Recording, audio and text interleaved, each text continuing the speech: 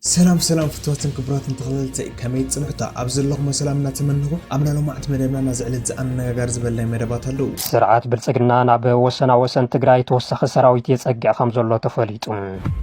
هذه كم ناي قدم يكونن ببيز مسألة داديزي صمدو مالت ይሄ ነው صمدو ዝምብል አይደለም صمدو ወይ እንደም ጥምረት የተባለው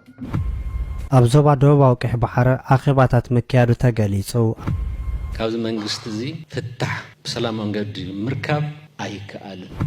كل جزين channel حدش زون سبسكرايب لايك مغاري ترسعونا قد زرزراتهم كسركم سناي مكتتال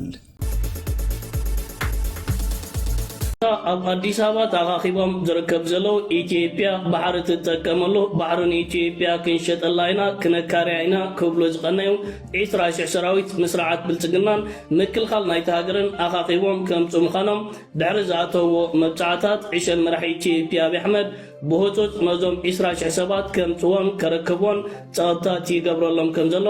ኣብዚ ዝሓለፈ እዋናት ኣብ ዜናታት ናባኹም ኣቕሪብየ ነይረ ትማሉ ወፂኡ ዝርከብ ዘሎ ዝለሓቑ ሓበሬታ ነዞም ዝተኣኻኽቡ ከምዚኦም ዓይነት ናይዞም ኩብኩብታ ሰራዊት ዝመርሖም ሰብ ወዲ አንጠሩ ከም ዝኾነ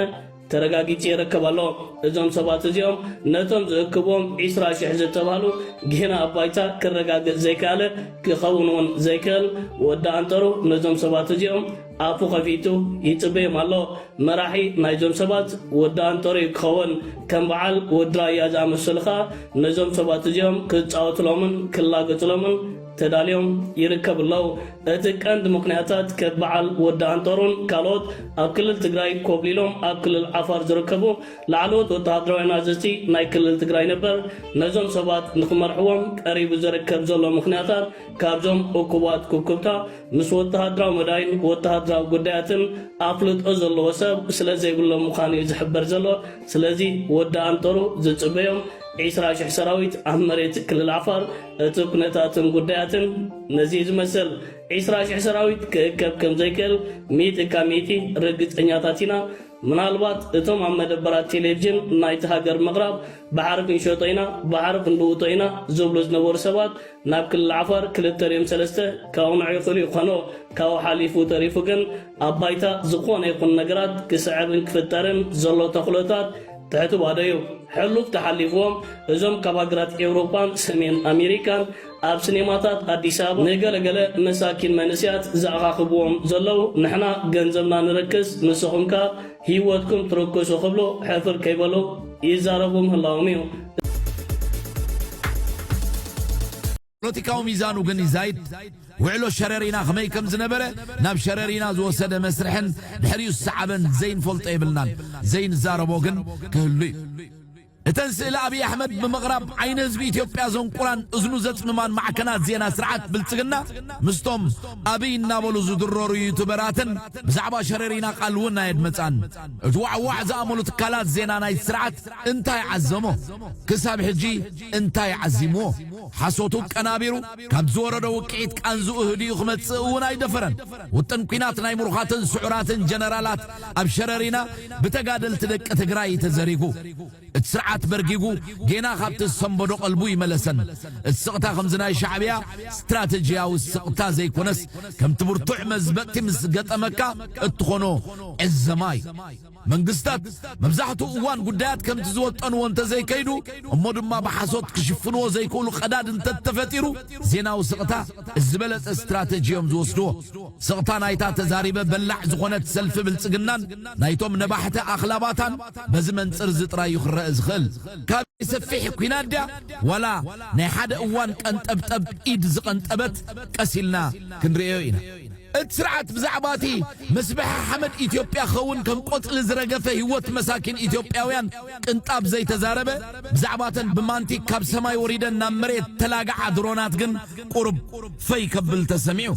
أبي أحمد نايدرون تكنولوجي بينوز فولتو بحتى وأكال جيريو ننبس قميت واتنيو عشان كويدو تعداقا وريد كات شمتاق أحد خون الدرون ندرون زمكن كإلة قوات مليخو مغالستو حليفهم كم صنحو زرآيي نيرو وعلو شررينا تبعات دك تقراي زرآية فتنين نتا أحمام مزبط تغقاتمو زلعلا إيرتراخا أتبقو كذكرا غيرا طول بزعبا حلنجي إيرتراخ سابابي تور ويرخم زلو كنيلة بعليك واقعي كساب زاري كرد زقبر اللازل لخم موتكن بتري إرترا أبدحر معصو وي أبسنكي تقميتو زلو ስርዓት ብልጽግና ናብ ወሰና ወሰን ትግራይ ተወሳኺ ሰራዊት የጸግዕ ከም ዘሎ ተፈሊጡ እቲ ኣብ ወሰና ወሰን ትግራይ ኣምሓራን ኣፋርን ዝርአ ዘሎ ሓያል ወተሃደራዊ ምንቅስቓስ ኩናት ኣብ ዘይተርፈሉ ብርኪ ከም ዝበፅሐ ዘመላኽት እዩ ተባሂሉ ንትግራይ ኩሉ ነገር ከልኪሉ ጋዕገል ጦም ከይተረፈ ንትግራይ ብሰራዊት ከቢቡ ዝርከብ ስርዓት ብልጽግና ኣብዚ ሰሙን ሰፊሕ ምንቅስቓስ ሰራዊት የካየድ ከም ዘሎ ዝወፁ ሓበሬታታት የመልክቱ ካብቶም ቦታታት ዝወፁ ዘሎ ሓበሬታታት ከም ዘመልክትዎ ብወገን መንግስቲ ፌደራል ኣብ ኣንፈታት ራያ ቆቦ ሰቆጣ ከም እውን በወገን ዓፋር ተወሳኺ ሰራዊት ምስ ዘመናዊ መካይንን ኣጽዋርን የእቱን የራግፍን ኣሎም ብተወሳኺ ሰው ኣልቦ ነፈርቲ ድሮናት ኣብቲ ከባቢ ብተደጋጋሚ ሕንበባ ከም ዘለዋን ሓበሬታታት ናይ ምእካብን ምክትታልን ስራሕቲ የካይዳ ከም ዘለዋ መሰኻኽር ዓይን የረጋግፁ ኣብዚ ሰሙን ብሚድያታት ኣቢሉ ሰፊሕ ፕሮፓጋንዳ ኮይና ዝሰብኽ ዘሎ ብልጽግና ሕዚ ድማ እቲ ካብ ወርሒ ጥሪ ጀሚሩ ናብ ወሰን ትግራይ ዘጸጉዐ ሰራዊቱ ብፍላይ ኣብ ከባቢ ራያ ሓያል ወተሃደራዊ ምንቅስቓስ ይገብር ከም ዘሎን ሓደሽቲ ሰልጠንቲ ዝፀዓና ተሽከርከርቲ ከም ተወሳኺ ሓይሊ ናብቲ ቦታ ይኣትውን ከም ዘለዉ ተገሊጾሎም ኣብ ወሰና ወሰን ትግራይ ማለት እውን ኣብ ቆቦን ሰቆጣን ከም እውን ኣብ ዓላ ብስፍሓት ድፍዓት ይዳለዉ ከም ዘለዉ እውን ፍልፍላት ኣረጋጊጾም ከም እውን ሰራዊት ትግራይ ምንቅስቓሳት ይገብር ከም ዘሎ ዝሕብሩ እቶም ፍልፍላት እዚ ብክልቲኡ ወገን ዘካይድ ዘሎ ልዑል ወተሃደራዊ ምድላዋት እቲ ፖለቲካዊ ወጥሪ ናብ ግብራዊ ናይ መሬት ኩናት ናይ ምቕያር ተኽእሎ ኣዝዩ ዘስግእ ምዃኑ ዘመላኽት እዩ ብምባል እናገለጹ ይርከቡ እቲ ስርዓት ምስ ትግራይ ኣብ ዘዋስን ክልል ኣምሓራ ዓፋር ከም እውን ኣብ ውሽጢ ትግራይ ኣብ ጸለምትን ምዕራብን ማዕለያ ዘይብሉ ሰራዊት ካብ ወርሒ ጥሪ 2018 ዓመተ ምህረት ጀሚሩ ምእታው ዝዝከር እዩ ካብዚ ብተወሳኺ ኣብ ዓፋር ሰቆጣን ጸለምትን ዝርከብ ንባዕሉ ሓይሊ ሰላም እናበለ ዝፅውን ዕጡቕ ሓይሊ ትግራይ ፍሉይ ሓይሊ ዓፋርን ኣምሓራን ከም እውን ንትግራይ ንምዝራግ ዘዕጠቖም ዋርድያ ተከዘ ዋርድያ ራያን ዋርድያ ሕጉም ቡርዳን ምስ ሰራዊት ምክልኻል ሃገር ኮይኖም ንኽዋግኡ መምርሒ ከም ዝወረደሎምን ተሰሊፎም ከም ዝርከቡን እናተገለጸ ይርከብ ንዝሓለፉ ልዕሊ 3 ዓመታት ዝፈረመ ውዕል ፕሪቶርያ ብምጥሓስ ዕጡቓት ከሰልጥን ንባዕሉ ከዳሉን ዝጸንሐ ስርዓት ብልጽግና ሕዚ ናይ መወዳእታ ምዕራፍ ዝበፅሐ ዘምስል ምንቅስቓሳት የርእሎም ኣብዚ ሰሙን ዘበት ንብሄራዊ ብርሰት ብዝብል መሪሕ ቃል ንዝተፈላለዩ ክፋላት ሕብረተሰብ ክእክብ ዝቐነየ ሕወሓት እውን ህልውና ህዝቢ ትግራይ ዝረጋገጽ ኣብ መቃብር ጆኖሳይዳዊ ስርዓት ብልጽግና እዩ ብምባል ንኩሉ ነገር ምድላዋቱ ምዝዛሙ እናገለጸ ቀኒ እዩ እዚ ዳግም ክውላዕ ዝኽእል ኩናት ኣብ ትግራይ ጥራሕ ዘይሕፀርን ኢትዮጵያ ኢሉ እውን ምብራቕ ኣፍሪካ ዝዘርግን ብዙሓት ኣካላት ዝዋሰሉን ክኸውን ከም ዝኽእል ስጋኣቶም ብምግላጽ ብኣግኡ ንኽግታእ ብዙሓት ኣካላት ጻውዒት የቕርበሎም ናቶም ኣብጂ ጋኣትዮም ንሓደ ሕዶም ክሰሓቡ ክብሉ ብሂወት ክተርፉ ይከኣሉን ማለት እዮም ዝኸበርኩም ተሓዘብቲ ኣዝዩ ኣሰንባሪ ወይ ከዓ እስካሕካሕ ዝኾነ ፍጻሜ ተኸሲትረሉ ብዙሕ ሕጂ እዋን ውዒ ሓዘልና መፂና ዘለና ምክንያቱ ህዝብና እውን ካብዚ ናይ ሎማዓንቲ ፍጻሜ ገለ ነገር ክመሃረሉ ምክንያቱ ኣብ ኣተሓዛ ደቅና ኹን ኣብ ሓለዋ ደቅና ኹን ዝተፈላለየ እንታይ ኢና ካብዚ ክንመሃር እንታይ ኢና ክንመሃር ካብዚ ኩሉ ነገር ምስ ተወደአ ተርክበሉ ይርከብ ድሕር ናይ ከምኡ ባህግለካ እንድሕር ዳ ኮይኑ ከተርክበሉ ኢኻ ክትምህር እንድሕር ትምህርቲ እንዲኻ ትብለና ዘለኻ ኣሎ እኮ 40 ከምኡውን ተስካር ገለ ምስ ሓለፈ ሕግታት ኣሎ ድሕሪ 6 ወርሒ ድዩ ድሕሪ 4 ወርሒ ድዩ ቤት ፍርዲ ኩሉ ነገር ምስ ተወደአ ኢኻ ክትነግረና ኣብ ውዒ ሓዘን ከምዚ ዓይነት እውን ክልመድ የብሉን ካብ ሓደ ዘረባ ዝተዛረብካ ኣብዚ ብጣዕሚ ገሪምኒ ሓንቲ ወላዲት ኣብ ሓደ ደቂቕ ን4 ደቂ ኣንስትዮ ናቶም ኣብጂ ጋኣትዮም ንሓደ ሕዶም ክሰሓቡ ክብሉ ብሂወት ክተርፉ ይከኣሉን ማለት እዮም ዝኸበሩ ለኒ ሕዶም ክሰሓቡ ትብል ኣለኻ ለኒ ሕዶም ክሰሓቡስ በቃ 4 እዮም ኣብኡ ጥሒሎም ትብል ኣለኻ ንዓይ ካብቶም ምልክት ይትፈጥረኒ ሪኢኻዮም ነርካ ዲኻ ብዓይንኻ ሪኢኻዮም ነርካ ብዓይንኻ ማለት ነኒ ሕዶም ምስ መን ኢኹም ኢልካ ነይሩ ዲ ሰብ ኣብኡ እቲ ከምኡ ክኾኑ ከሎስ ነይሩ ዲ ዝኾነ ፍጻሜ ከመይ ነይሩ ኩሉ ብሪቁ ፅራቢና ናባኸሙ ክነብለና ስካልና ማለት እዩ ዝኸበርኩም ተዓዘብትና ሰናይ ምክታል የርስ ከም ድገሸት ኣይከለጥኩን እምበር ቅድም ክትወፅእ ከላ ኣርያም ርእዮም ዞም ቆልዑት እያ ትበኒ ነይራ ሕጂ ኣላ ጥራያ ኣነ ኢለ ድሓር ምስነሰየ ጎረቤት ኣላ ኣርያም ትበኒ ደቂ የሩሳሌም ጠፊኦም ትብለኒ ክጉሕፊ ኢሎም ኮይዶምሲ ስጋ ሕጂ ኣይመፁን ትብለኒ ዋ ኣይመፅን እወ ንዓውን ተቆያ ንምንታይ ሕጂ ትነግርና ኢልያ ድሓር ተተፀበና እዘን መሓዝታ ንድቡለ ኣለኒ ኩለን ህዝቢ ሰንቢዱ ገዛ ዝኸይድዎም መኪና ኸይዶም ክንደይ ሰብ እኮ ካብኦም ላዕሊ ስድራ ቤት መልኡ እኮ ይፀንት ሰዳድ ወረ ዘይብሎም እኮ ይጠፍኡ እዮም እዚኣቶም ግን ኣብ ሓንቲ ንእሽተይ ቃላይ ተሓደ መስኣት ወስተ ሓደ ከይድንግፅ እንዶ ተሓደ ከፈሪሁ ኣይሃድም እንዶ ተሓደ ከኣይ እውን እንዶ እንታይ ከም ዝረኸበቶም ባዕላቶም ፈልጦ ኣብ ፀባብ ቦታስ ዘንቆልዑ እዚኣቶም ከመይ ኢሎም ኣትዮም ሕራይ ዋላ ከኣትው ኢሎም ተኸዱስ ኣብዚኣ ስምዖ ባቐሺ ማለት እያ ባቐሺ በዚ ጋጣሚ ዝተዛረባ ዘረባ ኣብዚኣ ብጣዕሚ ኣገዳሲት ማለት እቲ ሓደ ተኸኣቱስ እቲ ሓደ ኣይብልን እቲ ሓደ ከኣቱስ እቲ ሓደ ኣይብልን ዶ ገለ ዝብል ከቢድ እያ ይህ ኣይሃድም እንዶ ተሓደ ከኣይ እውን እንዶ እንታይ ከም ዝረኸበቶም ባዕላቶም ፈልጦ ኣብ ፀባብ ቦታስ ዘንቆልዑ እዚኣቶም ከመይ ኢሎም ኣትዮም ሕራይ ዋላ ከኣትው ኢሎም ተኸዱስ እቶም ተቐዳማይ ምስኣቶም ምስ ረኣዩስ እቲ ዳሕራዋይ ከመገር ይስዕብ كم يزبل الشامبو كاب جزازي وفر الشامبو أبو خص أن نحكي له كاب جزا شامبو وحاب حزام يوم زبلي يرومات أبزخاء الشامبو هو زبل يرومات لهم شامبو لا تيم شاتتي ويكابتو نبغاتي زبلو زلولو أو هيك نفسها تحس زخر كم يزبل الشامبو كاب جزازي وفر الشامبو أبو خص أن نحكي له كأخون زولا زلوا كابانا نلعب زمان حدر حيمون لا أنا زانا جرزيا زياسي كميلة تخون نجرب عدنا غي كم زي جرز ركب أبزبن من بمبال نبي حق نص غير كأس إذا حد رزلا لعلنا يخلو نتنا جرزي لعل زي موت كأ بزنق العدية ما يتجمرن سدرابيت مولو إسقنتيهم مصدقهم مسحادارهم مصوفروا بماكينات أديفهم يقولنا استايبلونا زي أتوم ما موتهم فليس لزبالة تسب كأ بتعم سلزة خبرك نسخة أنا تحزن شلل كتب له واه أزخ تعرف لأنه نات يريت لني قلت زارة ولي هذا مالتي بريت يالله نقول فلوس بريت الدو مالتي بحق الحقة ونتندن كودا نسبينا مالتي ኣብ ዞባ ደቡባዊ ቀይሕ ባሕረ ኣኼባታት ምክያዱ ተገሊጹ ኣመሓዳሪ ዞባ ደቡባዊ ቀይሕ ባሕረ ኣምባሳደር መሐመድ ሰይድ ማንታይ ኣብ ንኡስ ዞባ ኣርኤታ ምስ ነበርቲ ትዮን ኣይሞን ኣብ ምትግባር መደባት ልምዓትን ኣብ ኣጠቓቕማ ትካላት ማሕበራዊ ኣገልግሎት ዘተኮረ ኣኼባታት ምክያዱ ተሓቢሩ ኣምባሳደር መሐመድ ሰይድ ብዛዕባ ፖሊሲ ልምዓት መንግስቲ ኤርትራ መብርሂ ኣብ ዝሃቦ መግለጺ ንህዝቢ ፍትሓዊ ኣገልግሎት ንምሃብ ብዝብል ዕላማ ትካላት ማሕበራዊ ኣገልግሎት ንምስፋሕ ፃዕርታት ይግበር ከም ዘለውን ገሊጹ በተወሳኺ እውን ኣጠቓቕማ ትካላት ማሕበራዊ ኣገልግሎት ንምዕባይ ብደረጃ ሕብረተሰብ ኣብ ዝግበር ፃዕረ ተሳትፎኦም ከሕይሉ ነበርቲ ምፅውዖምን ክግለጽ ፀንሐ ኮይኑ ኣብቲ ኣኼባታት ሓለፍቲ ትምህርቲ ጥዕና ከምኡ እውን ሃገራዊ ማሕበር መንእሰያትን ተምሃሮን ኤርትራ ብዛዕባ እቲ ዘትግብሮ ንጥፈታት ከምኡ እውን ጉድለታት ንምፍታሕ ዝተወሰዱ ስጉምታት መብርሂ ከም ዝሃቡ እውን ተገሊጹ ኣምባሳደር መሐመድ ሰይድ ብተወሳኺ እውን ኣብ ዓድታት ሃመርተ ኤግረለ ፈራር ኣይሞን ዝርከባ ትካላት ትምህርትን ጥዕናን ከምኡ እውን ኣብ ኣይመን ዝርከብ ፕሮጀክት ስተማይ ዑደት ብምግባር ብዛዕባ ህሉው ኩነታትን ትካላት መብርሂ ከም ዝተዋሃበ እውን ተገሊጹ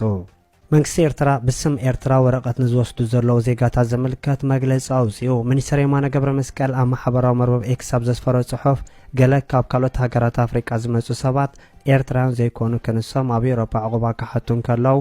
ኤርትራውያን ኢና ይብሉ ድሕሪ ምባል ካብ 50 ሚእታዊት ክሳብ 70 ሚእታዊት ኤርትራውያን ኢና ኢሎም ዕቑባ ዝሓቱ ብጭቡጥ ኤርትራ መበቀል ከም ዘይብሎም ገሊጹ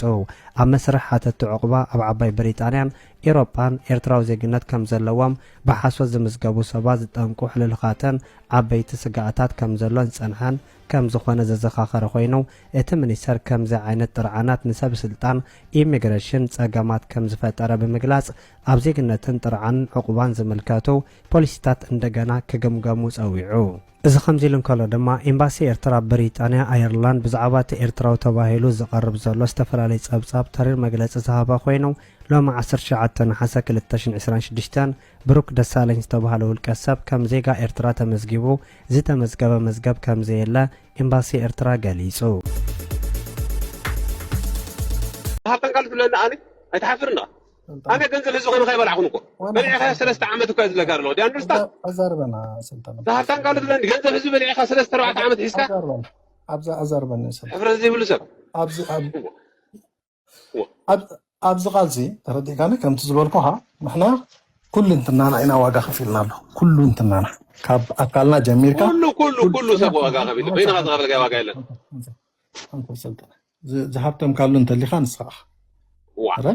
بس صراحة زربنا ودعنا أنت ما غاي سرقة أنا سرقة خنقول ገንዘብ ህዝቢ ይበልዕን ኣነ ከማኻ ኣነ ረሃፀ ዝበልዕ ስማዕ ዝሃተን ካሉ ዘበካሉ ይትበለኒ ኣነ ሰሪሐ ዝበልዕ ኣብ ስራሕ ዘለኹ ሕጂ ኣነ ትፈልጠኒ ንዓባ ፍልለይና ኣነ ንስኻ ገንዘብ ህዝቢ ኢኻ ኣነ ብረሃፀ ዝነብር ዝሃተን ካሉ ይትበለኒ ንስኻ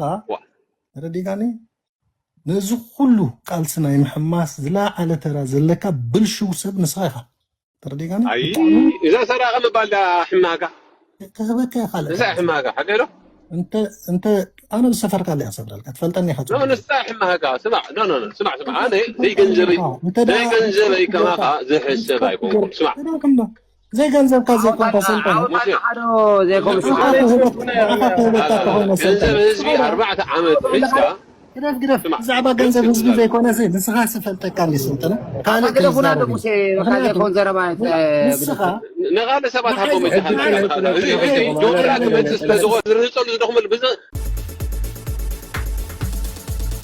9 ድርጅቶች በጋራ አንድ ግንባር መስርተናል። የዚህ ግንባር አስፈላጊነት በዋናነት ጠላትን ለመጣል ነው። የመጀመሪያው ስራው ጠላት በጋራ ሆነን ማውደቅ አለብን። እየወደቀ ያለ ጠላት ነው። ሆኖም ግን አሁን ተባብረን የጋራ ጠላት እስከሆነ ድረስ በጋራ ተባብረን ያለንን አቅም ወታደራዊውን ዲፕሎማሲያውን ሌሎች አቅሞች አስተባብረን ለመስራት ወስነናል። በእኛ አመለካከት ይሄ ግንባር ቀደም ብሎን ማቋቋም ይቻል ነበር፣ ግን አሁን ተቋቁሟል። ስለዚህ የዘገየ ቢሆንም አስፈላጊ ነው የሚል እምነት ነው ያለን። ጠላቱ የትግራይ ህዝብ ብቻ አይደለም። ይሄ ጠላት የሁሉም የኢትዮጵያ ህዝቦች ጠላት ነው። ግን በራሱ ምክንያት ትግሉ ከትግራይ ህዝብ ጋር ነው የሆነው ያለው የሀገሪቱ አቅም ጠቅላላ፣ ከዛም አልፎ የውጭ ኃይል የኤርትራ አቅም፣ የኤሚሬትም አቅም፣ የሶማሊያም አቅም፣ የሌሎችም አቅሞች ተጠቅሞ የትግራይ ህዝብ ከምድረገጽ ለማጥፋት ከፍተኛ ወረራ ጥፋት የፈጸመ ወገን ነው። ምንጩም የሁሉም ትግል ምንጭ የስርዓት የመቀየር ነው። የትግራይ የሚባል ስርዓት የለንም። የፌደራል መንግስት የህብረ ብሔር መንግስት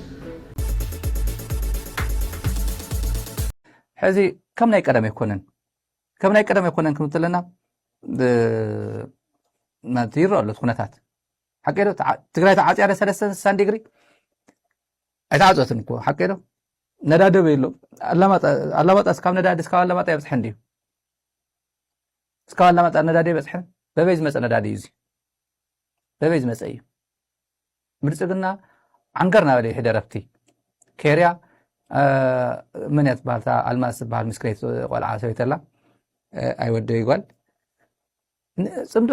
ዳ ይብሎ ታዲያ ነዳዲ ዘየምፅኡ ትብል ነይራ ኢትዮጵያ ቴሌቪዥን ከይዳ ትዕንግር ነይራ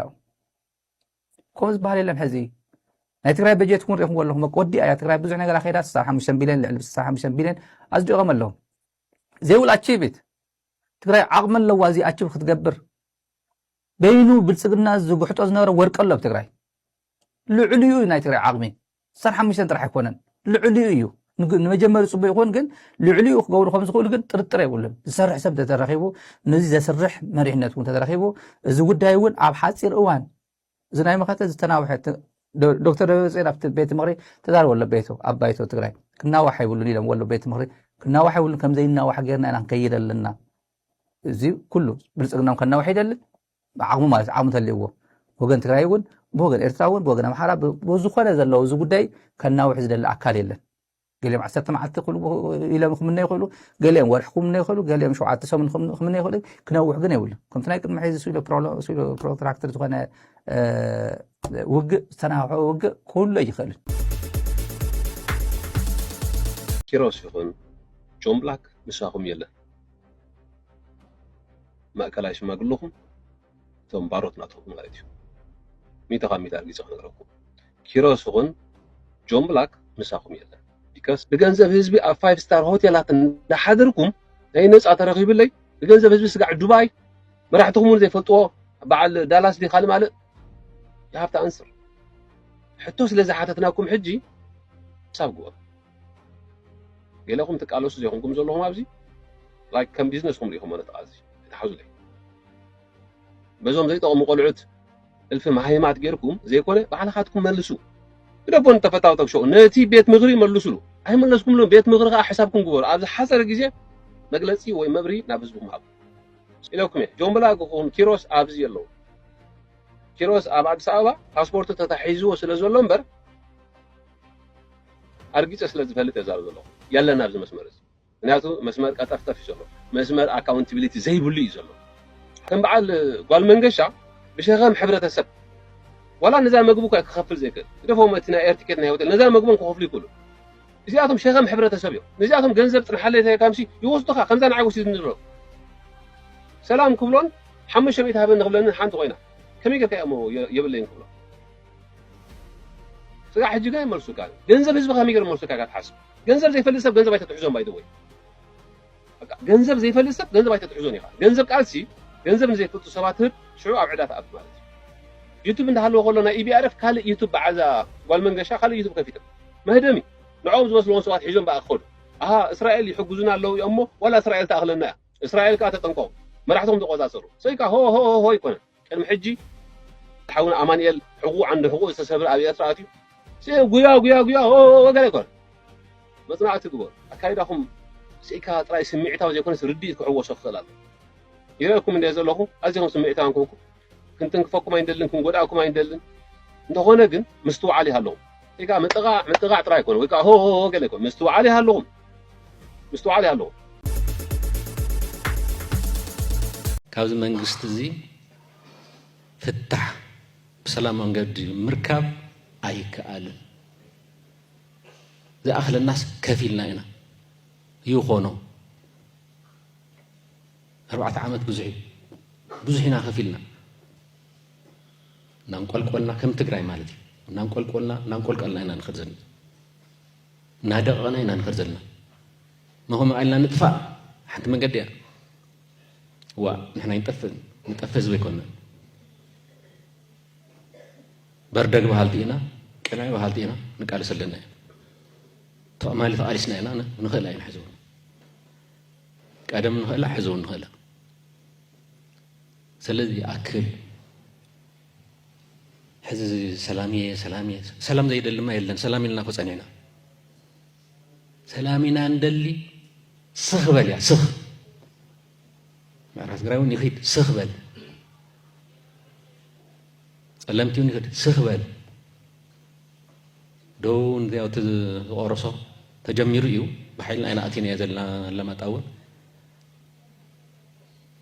نسمعون يا أوت أما نام جوين برت خلاين ما بتحي زمان يرني نفتنا يقدمي نسوق أريس كام مصادي حزون زلي بيت كريستيان جيرمالو نسيت حسب مقر راس تقرأي سلامي ناندل بزل سخبل إركهاب ما إركهاب شرحي ويبلسقنا أيو ويبلسقنا تسلفي مسبت قرأي تسلفهم زي أيون هزي